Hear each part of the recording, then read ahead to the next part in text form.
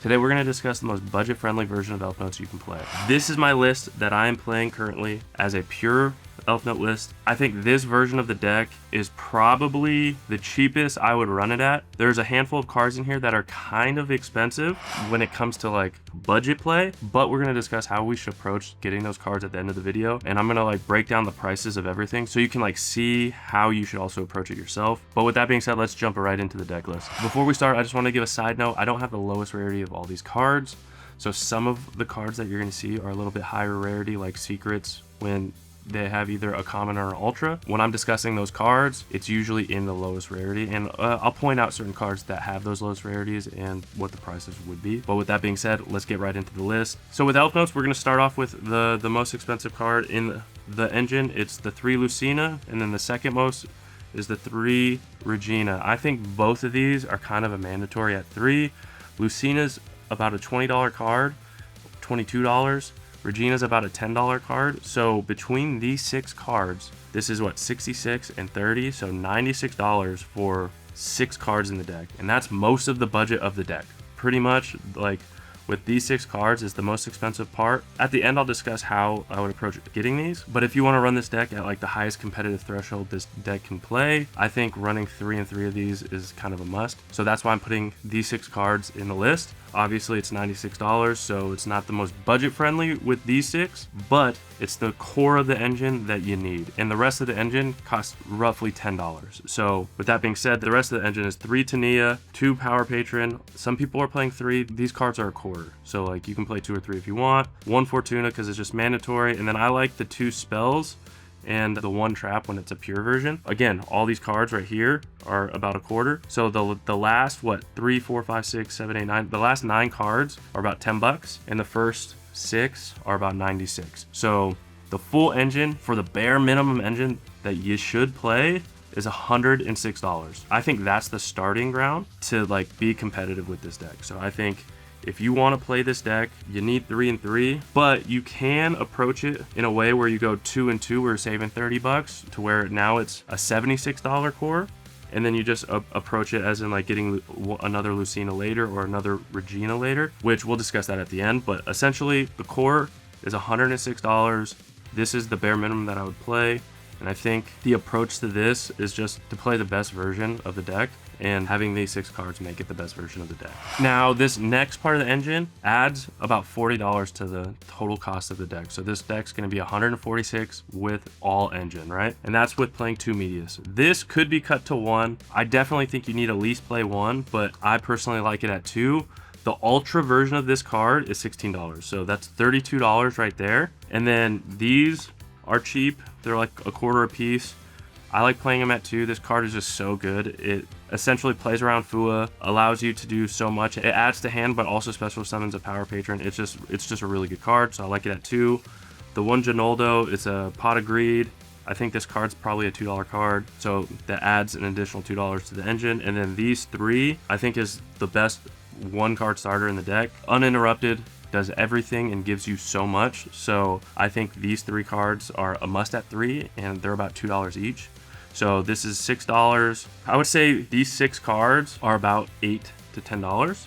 And then the 2 Medias is about $32 when you buy the Ultras. But if you want to save some money, you can remove 1 and just spend $16 on the 1 Medias to pure. I would recommend 2. I really like the second Medias, but that's just me. It's definitely a way to save money just by running 1. I just think having 2 keeps this one live a little bit longer and allows just more plays up front turn 1. You know what I mean? Now, the non-engine of this deck is super cheap, minus 3 cards. Until I get to the last 3 cards, all these cards combined cost about $7.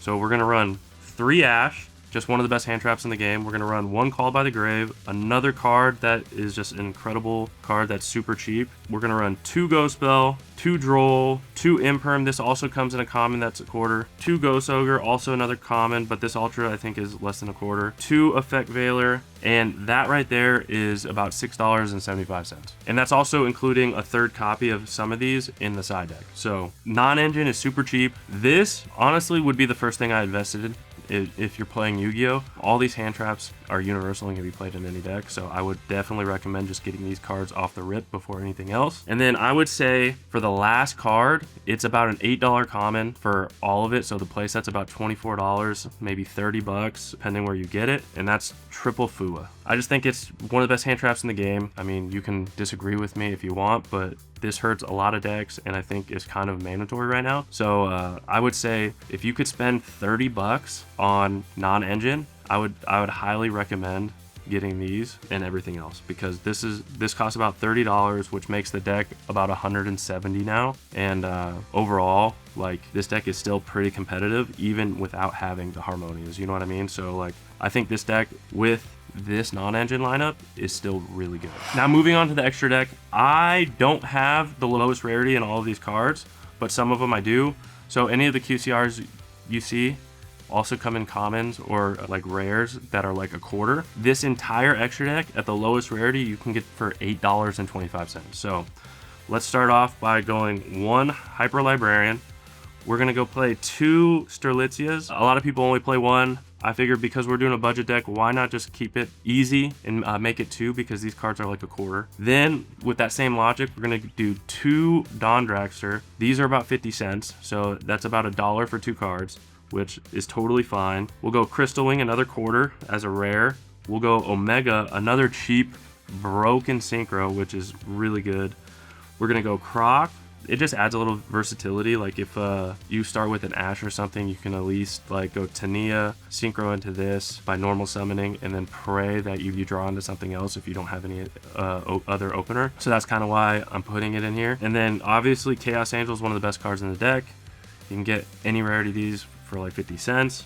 We got our June Pride, just one of the broken engine cards. And then we got our Black Rose, another common that is just really good generic. And then this is probably the most expensive card. You can cut this.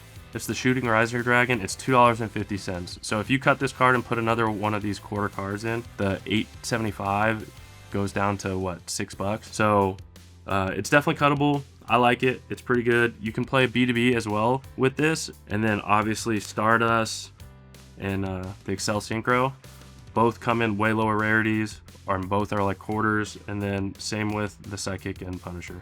So with this extra deck right now, you could get this whole extra deck for $8.75, and it's highly competitive. And there's just like a lot of follow-up in it, and it's like just super easy and super basic. You don't have to think much. Gives you all the plays, and it lets you just like continue to play. So I think if you're gonna approach this deck with, I want to be the most budget, this might be the best lineup for you. Now with the side deck, I kind of just threw cards together that were just inexpensive, and I wanted to test out, at least for this first one. I wanted to test out Skull Miser. DD Crow's probably a better card than this. I like it. It comes in a common. They're about 50 cents, 75 cents. I'm adding 2 Nib, another super cheap common, the 3rd Ogre, the 3rd Imperm, common Talents, common Feather Duster. We're going the Solemn package just to side out the Fuas easily. And then the most expensive card in the side deck, the Triple Evenly. The Evenly are what, about $2 a piece, and then the rest of this, I don't know, sub $1. The entire side deck, including the Evenly being at least $7 as the playset, is $11. So like super cheap. Even if you change out the DD Crow for the Skull Miser, still about $11. Like, you can keep this budget and competitive, and allows you to like add more hand traps to your deck, plus play a couple board breakers that are kind of good in this format. So that's just kind of my approach with it. How could I keep this close to a $10 budget, which if you get rid of these and add more hand traps, you're at a $5 budget with your side deck, you know what I mean? So it's just like you pick and choose what you want to spend your money on, and then you just go from there. Right now, this deck, with everything that I've shown you, is about $196. It's kind of the most budget that I think you should play this deck at. All right, so now let's discuss the most expensive cards in the deck, which are the 3 Lucina, the 3 Regina, the double Medius, and the triple Fua. So this right here is a majority of the budget of the entire deck. I think out of all of these cards, the most important cards to get first would be the triple Fua. That's your $24 to $30 hand trap that can go in any deck that you play. I say prioritize these over anything else. You get these, you can play them in all of your Yu-Gi-Oh decks, right? That's just like your staple that you should get. So I think approach these and get these first.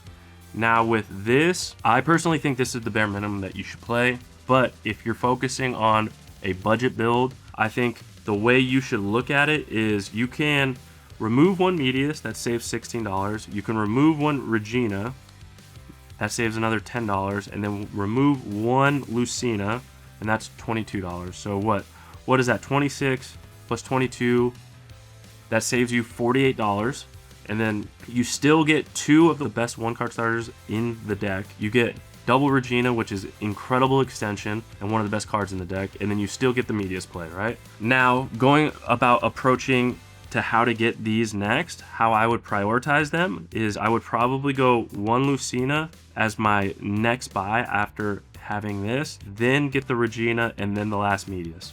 With that approach, you at least get the best engine, and you can still run everything and make all the plays. And then as you save money to be able to purchase these, you can now spend about $50 and get the last 3 cards that you need in the deck, right? So with that being said, I think if you're going purely budget, the 2 Lucina, 2 Regina, 1 Medius is the route you should go. And then you just start with the Lucina, the Regina, and then the Medius, and you should be pretty solid. I think the deck list that I just gave you is by far the most competitive deck list you can play at the cheapest price that you can play it, which is about $196. All right, before we finish, I'm gonna do just one card combo. Let's do a random hand and just see how it goes. Shuffle.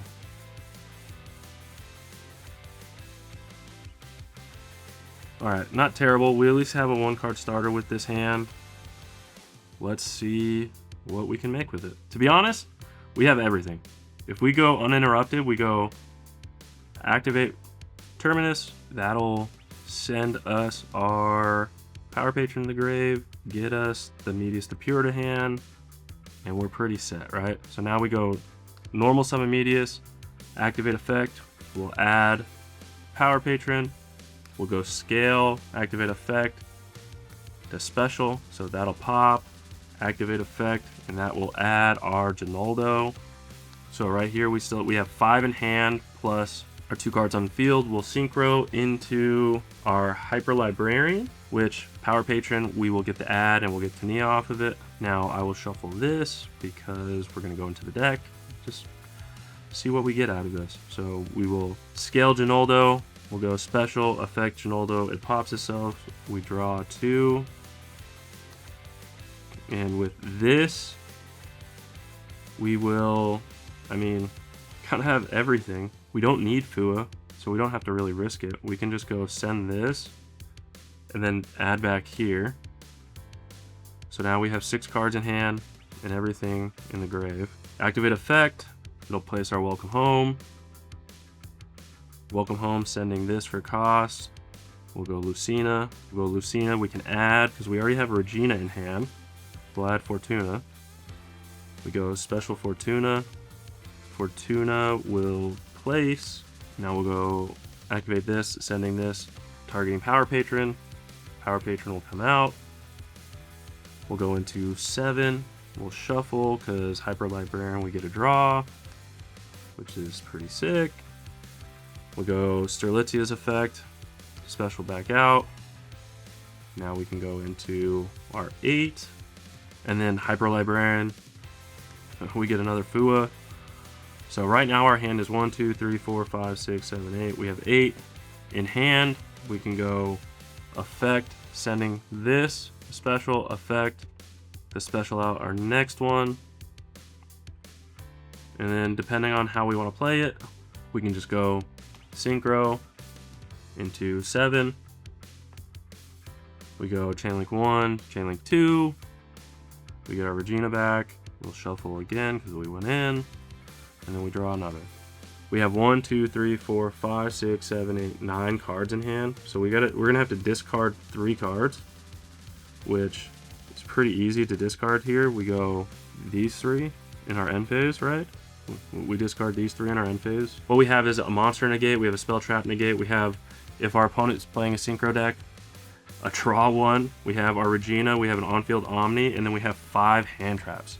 And that was just from a random hand. Obviously we went uninterrupted, but like just to show like the most basic combo and how how many resources you can accumulate with this deck and how far it can go is pretty good. So that's why I kind of like love this deck, and that's why like Hyper Librarian's kind of broken, because it just gives you so many resources. With that being said, this deck is not the most budget friendly that you could possibly do, but if you want to play it competitively, you can spend about $150, cut out 3 cards, and then approach it as if you're going to buy those 3 cards later. But you can be competitive with this deck at $150. Outside of that, I don't know if I would play it anything less than that. This deck is just kind of expensive. Its 2 best cards are secrets, and they're 3-ofs. So you need the 3 Lucina, you need the 3 Regina to play this deck at its maximum capacity. I don't know if I would play this deck anything less than that engine. I think that engine is just the bare minimum, and if you want to play this deck, I think that's how you should approach it. And use my advice. Go the 2 Lucina, the 2 Regina, the 1 Medius, and then approach it as if you're going to buy the Lucina, then the Regina, and then the Medius. You don't even have to get that second Medius. A lot of people are cutting it and playing at 1. I personally just think it's better at 2 from a 1-card starter perspective. It's just a very strong card. And then yeah, the Power Patron engine is cheap outside of the Medius. The non-engine is cheap outside the FUA, and the side deck is incredibly cheap depending on what you want to play in it. You can make a side deck for less than $5. Obviously, I showed you guys that with that side deck minus the $7 in the 3 cards that I played. So if you guys want to play that deck, I think you should spend $200 and get everything that you absolutely need, and then just pick away at like maybe getting a Harmonia here or there. Like they're not needed, and Ogre is definitely a good replacement for it in this format. I hope you guys, if you guys are thinking about picking up this deck, have between $150 and $200 to spend on it, because I think that's the bare minimum. Like I think for me, Yu-Gi-Oh is all about having fun, and this deck is one of the decks that I think is the most fun that I've had playing ever. So pick up this deck, and I hope you learn it and have a lot of fun with it just like I do. And with all that being said, I hope you guys have a good day. I hope you guys have a good rest of your week, and I'll see you in the next video. Peace.